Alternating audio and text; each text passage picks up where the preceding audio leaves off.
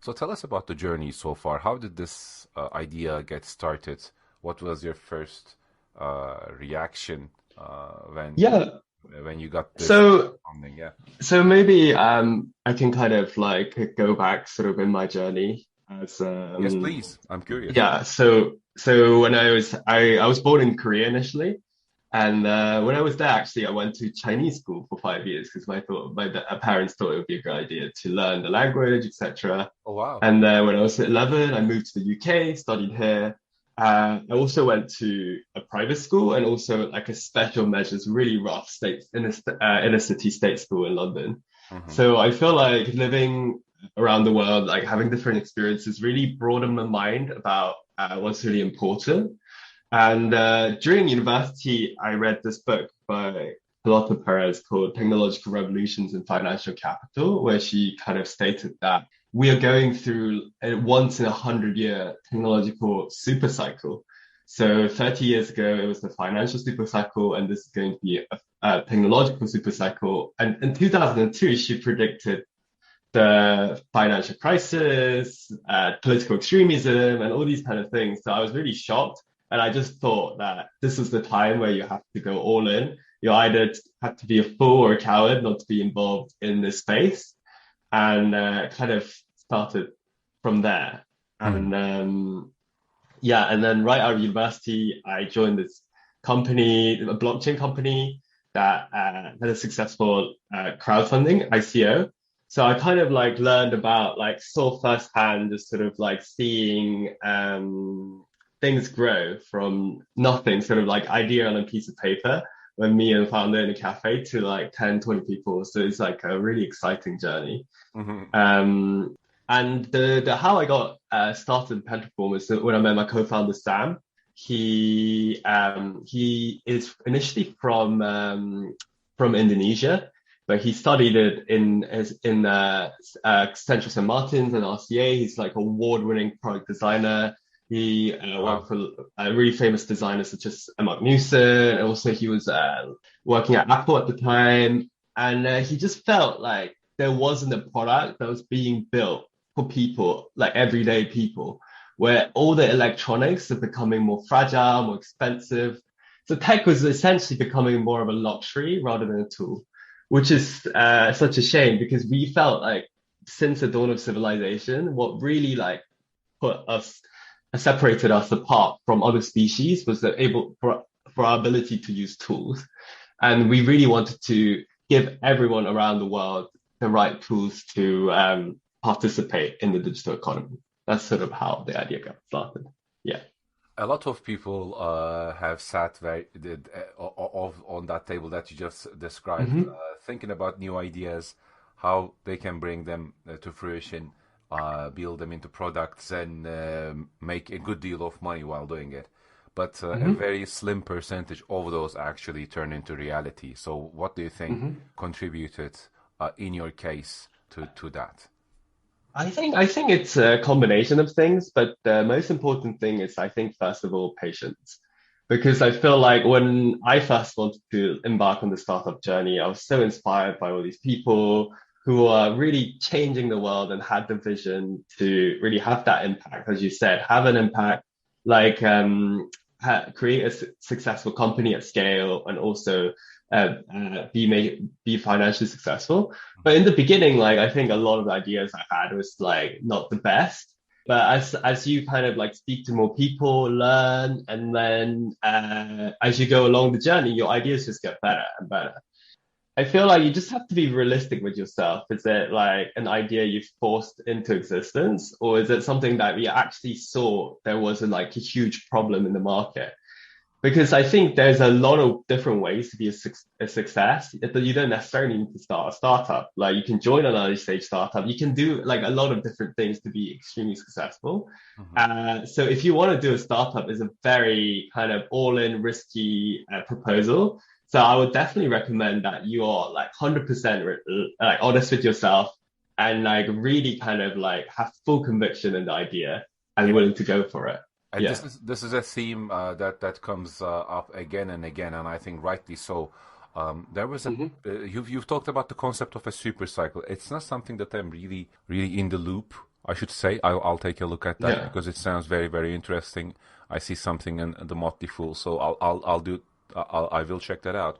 But basically, a, a type of a cycle is always basically there. This is something that I'm Hmm. figuring out as I go into my mid 30s. Is the Hmm. world in a lot of different ways works in a cyclical manner, especially in terms of Hmm. economies and things of economies of scale that usually present. And one of the things that was misguiding for a lot of people was looking at this a very concentrated niche of people at a very early age in the tech age, and look at the Hmm. Microsofts and the Facebooks and kind of see that as a blueprint of how to build a startup. And Hmm. it was just an exception. Like there will be other exceptions like that, but it's just the cyclical nature of these things.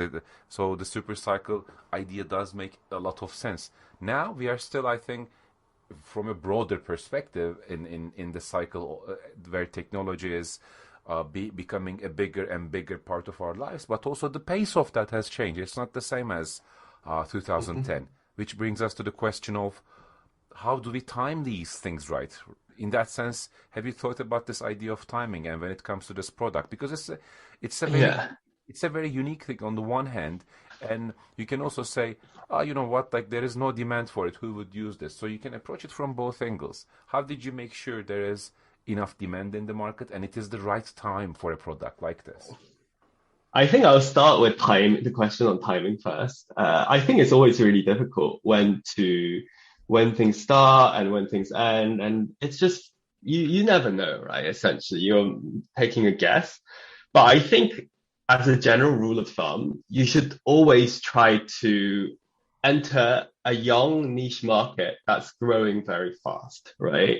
So that's what I saw with blockchain and with Pentaform. We're trying to address these kind of developing countries and also remote working and all these markets that we felt like was growing very fast, but that was very much overlooked by the existing players. So I think as a rule, you should try to have that as your fundamental like lens through which you try to time things, is it?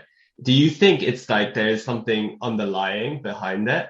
And do you think it's sufficiently small that you as a young or new player can enter and still be competitive with anyone who has experience in the industry? Hmm. Just to concretize that. So for example, like I remember hearing about people when in because my sister, she's currently doing a computer science PhD at Imperial, and part of that was like sort of me kind of convincing me and my family that rather than medicine, she should start going into computer science Yeah, because I felt like the trend was definitely there towards software. But a indeed. lot of like other family friends were saying, "Oh, what about shipbuilding?" In Korea, I remember back in the day, shipbuilding was like software engineering. It was always going to be Interesting. big. Because it's safe Yeah, and a so lot of demand, right? In terms of it's a booming yeah, industry at the time. but I think the fundamental difference was that software makes everything much cheaper. And obviously hindsight is 2020, but I felt like there's something like really kind of concrete behind it. And another thing about trends and cycles is my aunt, she used to when she got her first job at the New York Stock Exchange, then one of her interview questions was like, "Oh, jelly babies are extreme beanie babies, I think, were extremely popular. Hmm. So why do you think what do you think the difference between beanie babies and Amazon is?" And then in retrospect, it sounds like a really stupid question, but at the moment when there was such a mania and a crash of the internet, it wasn't really obvious. But like in looking back, what the fundamental difference was that Amazon was there was something underlying trend that was making things cheaper for the consumer, whereas what was it? Beanie Babies is something fun that people can participate, but it doesn't have anything kind of long term underlying it. So I think those are the like really important markers that you definitely want to look at, like whether or not something's growing. So in the case of Plentiful, we believe that World Bank estimates that by 2050, the biggest consumers of products and services will be from developing countries because that's where all the young people are. And so there will be around 4.2 billion people who are going to enter the knowledge economy there by 2050, and they're going to start earning from $2 to $4 now to $8 to $11. So they'll all need the right digital devices for them. That's really exciting. That sort of fits into the kind of ethos of young people, and like sort of like a fashion brand gets them really excited. So this kind of a thing that we're looking for. Sorry, it was a long-winded answer, but like to go back to also the demand, I think it's sort of, I think it's obviously not very clear, but I think you should always be very honest with yourself in terms of like, are we still trying to find product market fit, or do we already have product market fit? Because I think like a lot of founders, because it's a very tough journey and there's a lot of rejections, even when the idea is great. So like they kind of go into a mode of just like every criticism is wrong. But I think rather you should go like you should assess as more sort of, okay, this is our thesis and this is what's happening right now. And I think the most thing that the demand, I think it's the biggest tell for demand is like if there's someone who's completely unknown to you, that is your user, who starts recommending the product. I think that's one of the strongest signs of demand, and that's sort of like what yeah. It is. I think you've raised an important point there.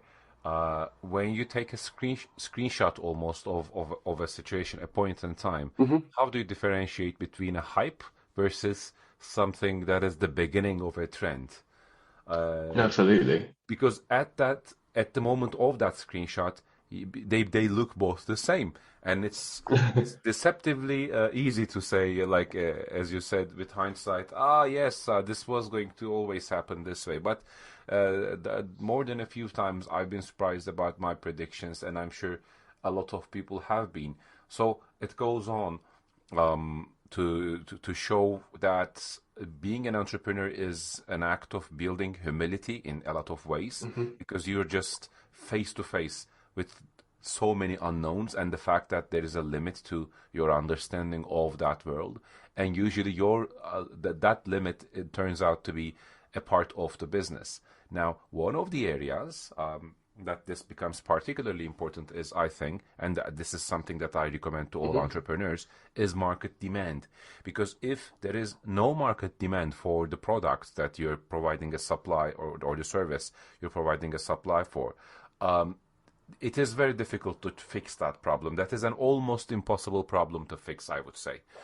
And some companies achieve that by educating their market and by manufacturing and creating a certain type of a demand, which is possible, but that is, in my observation, possible at a very, very high level, where you can have millions of pounds or dollars to spend in marketing and really change the market dynamics. If you're a giant player, you can do it. For a small-time entrepreneur, that seems to be more difficult. So the basic question comes down to, and I will tie this to my next question, but it is incredibly important to understand if there is genuine demand for what you're creating.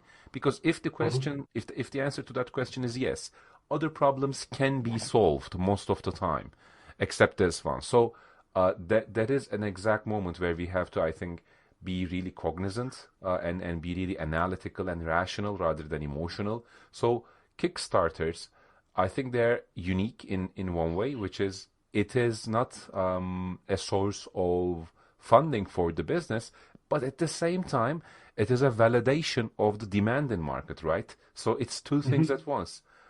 But I've also seen scenarios where the demand, the Kickstarter hype, has not translated into long-term sustained interest into that product or service. So my question is, how do you know, or how do you think around this particular dilemma that I've just shared, which is, yes, there is a certain interest, a very good interest from Kickstarter that nets you $350,000 of investment, but is it just a great Kickstarter campaign with a hype versus is it again, going back to the screenshot example, or is it just Yeah. a point in time where this looks like a very interesting, very exciting thing to people, but has um, does not have the structure, the underlying structure for a long-term demand. How do you think around this particular challenge, June? I'm really curious about this. Yeah. So first of all, it's just been 1 month since we launched, so hopefully we'll grow a lot more. But in terms of like understanding demand, etc., I think it's really interesting how someone like my co-founder Sam approaches this problem versus like a traditional software kind of Silicon Valley entrepreneur approaches this problem. Because I felt like when you watch a lot of like Y Combinator videos, etc., it's very much sort of like born out of the software era where you can just literally test and then get feedback like really quickly. Whereas in hardware, it's just impossible like to do that kind of same level of iteration. And when you see these sort of kind of like software based successful entrepreneurs, when they say demand, they when they look at something like iPhone, they would think, oh, it's just Steve Jobs is such a genius, like that's how he figured it out. Actually, it's more to do with the people, the way that product designers and industrial designers and the art of creating products, how they approach problems is fundamentally different. So what I noticed is that the way they solve problems is sort of notice something that already has a huge amount of market demand and try to create a better solution around it. So for example, something like a phone, and Steve Jobs decided to create an iPhone, which is sort of like the same thing that we do every day in a different form factor. Yeah. Whereas I guess something like what would be a good example that in tech you don't know you would need? Like, so for example, you make some sort of like a dev tool or like some Yeah. sort of like online Chrome plugin that has never existed before. In Mm. that case, you have to very much test for demand.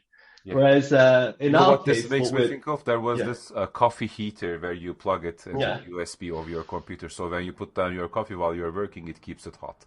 Like it sounds. This is the exact I think thing that I was trying to mention. It looks cool. You look at the Instagram or yeah. whatever Pinterest. Say, this is very cute. I will keep my. And then you buy it with a hype. You plug it in, and after two tries, you're not happy with how it works, or it's not what like the product works well. It does what it is. Mhm. What the promise is fulfilled, but you don't simply get the same utility, same feeling that you think you would while you were watching the ad. So you do not end up using it I, on a longer term I think basis.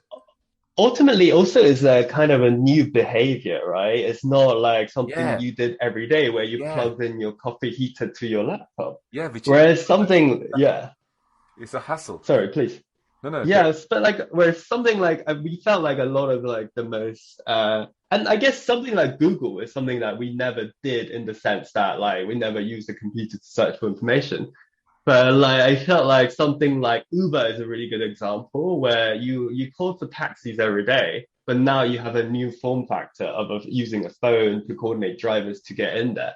So I think, and you have to go somewhere, like you use a taxi often. So I think that's the example. And in our case, I guess, obviously it's great that we have this Kickstarter validation. In the first month, we managed to get 350K amount of buys for the product. But ultimately, we just saw firsthand that computers are something that people we need that need every day, and we went to the local market to really test out this product, and we made sure that it's something that we think really solves the problem for the users. So it's a combination of kind of quantitative metrics such as sales, and also like sort of kind of the thesis behind it, also seeing like sort of more qualitative like evidence of people really using it and liking it. So Yeah. I think those are like the kind of the information that we managed to get. Yeah. I really would like to get into the details of to the extent you're comfortable sharing at this stage, your profit Please. margin Yeah. and so on, and your production capabilities, etc., in terms of Hmm. volume. But before we go into that, I'm stuck on a question. So This is Hmm. looking at the competitive landscape in a way. Sure. I'll go with a very very basic example. Hmm. You must have seen those Logitech type keyboards Hmm. with a Bluetooth connection, so you can hook it up to your TV or whatever, which has the little trackpad just next to that. And then you also have these devices which are popularly called dongles, for lack Hmm. of a better non-technical term. The Google device has one, and some others as well. For example, I use Google Stadia. That's Hmm. where I use it from. Like I just have that HDMI connected to the TV and so on. So that processing power, and also the devices, the TVs, and most of them have some kind of an internal processing power now, and the apps are downloaded within that. So I'm just taking a snapshot of this competitive landscape. Why does not Logitech come up with what you do? Because it can, like it has the capability. And does this not worry you, the fact that they have not come up with something like this? I'm sure you've thought about this before. Yeah, I think absolutely. I think this is a really good point, and all of our investors have asked the same questions. This sounds crazy. Like, what are you guys doing? So you're working on a hardware company, which we don't like already, and then it seems like computers are such a established category. Why don't you make something like really fancy new VR head glasses or something like that? That's like kind of the initial reaction we got. But I think sort of looking at the core competency of our company, I think it's sort of the thing that we're really world class at is sort of product product design and also making and also product and design. So like we're kind of looking at what do people actually need and how do we make the best product out of that. And I think there is a reason why there's so many companies that who hasn't created like the same form factor with the aesthetics and the usability at the right price point. And I think those are the set of things that will make us really successful in the short run.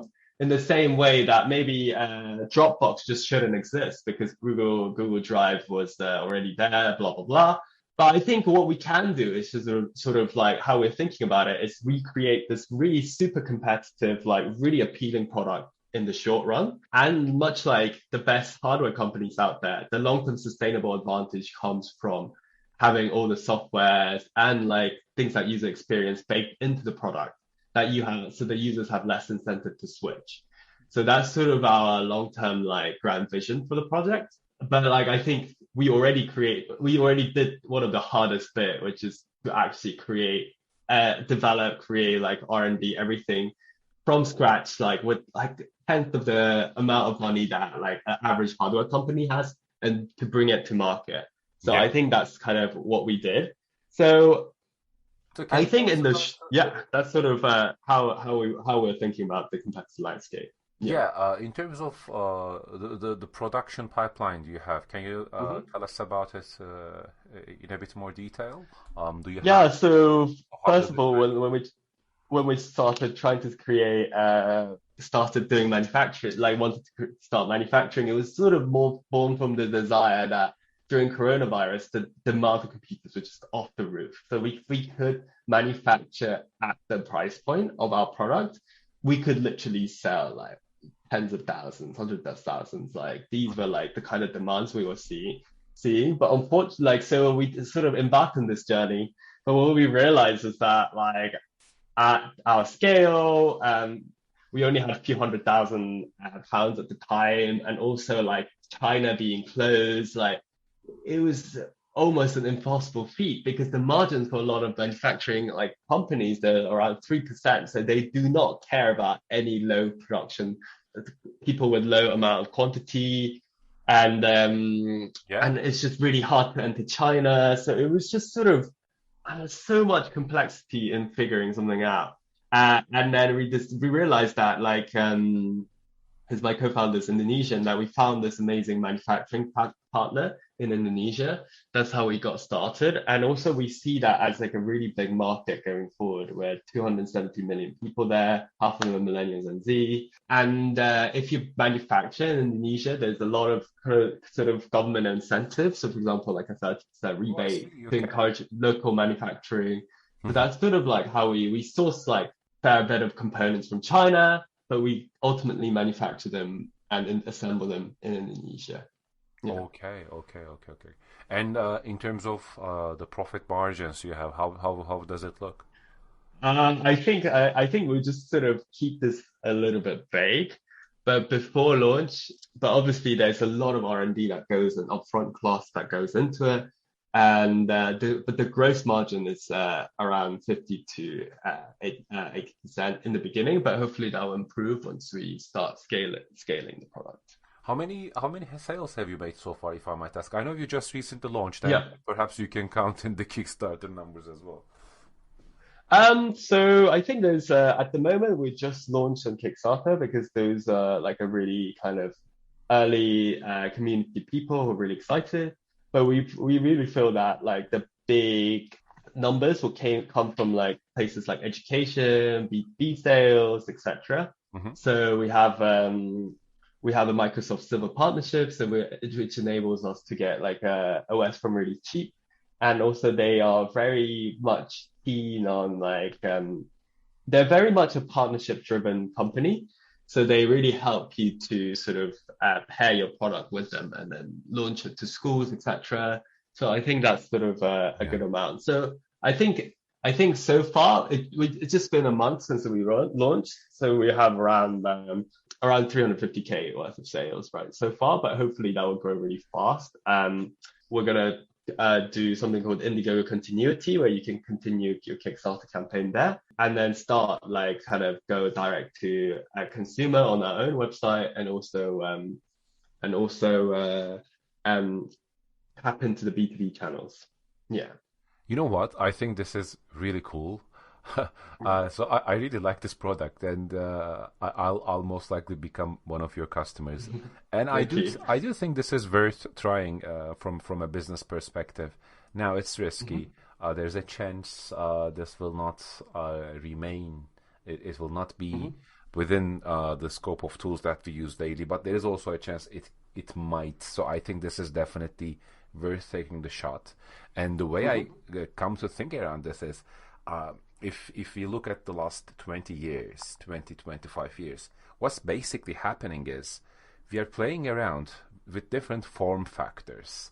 Mhm. When I started using a computer, I had those mice which had the ball bearings within. It would get dirty. You'd clean them up. At school, I remember we had those very old mechanical IBM keyboards, and then it evolved into screens and tablets and these weird, very flexible laptops where you can flip the screen around and you can also use as a tablet, and then you get the tablets and then you think, okay, I don't have a keyboard.